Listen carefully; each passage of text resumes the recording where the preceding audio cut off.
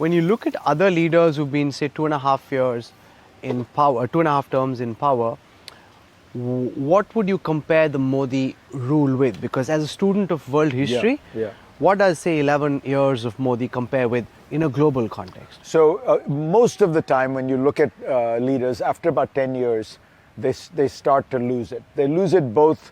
It becomes a closed court. They become very arrogant. They become unresponsive. Think of Margaret Thatcher, Helmut Kohl, and it leads to their downfall. In Modi's case, you don't see that. He's going strong. Part of it is a weak opposition. Part of it is he's very disciplined. This is his life, this is what he does.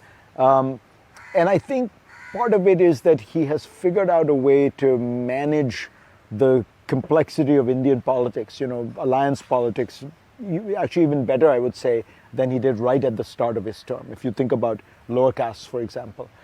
But, one has to say, part of it is he's more disciplined. He's disciplined. He does not seem to be fatiguing when he gets a setback as the Lok Sabha elections. He learns from it.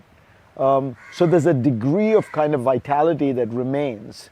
But I suspect that the issue is a weak opposition. Look, I mean, with all this, as you know, the BJP gets, 36% of the vote. The Congress gets 25% of the vote. You could imagine if you could find a charismatic leader or a coalition. The Congress is down to 19-20, but sure, the allies together. Yeah, I'm thinking of the alliance. UPA, yeah, sure. If you look at the UPA, which is a pretty tight alliance, I mean, I think they would stay together.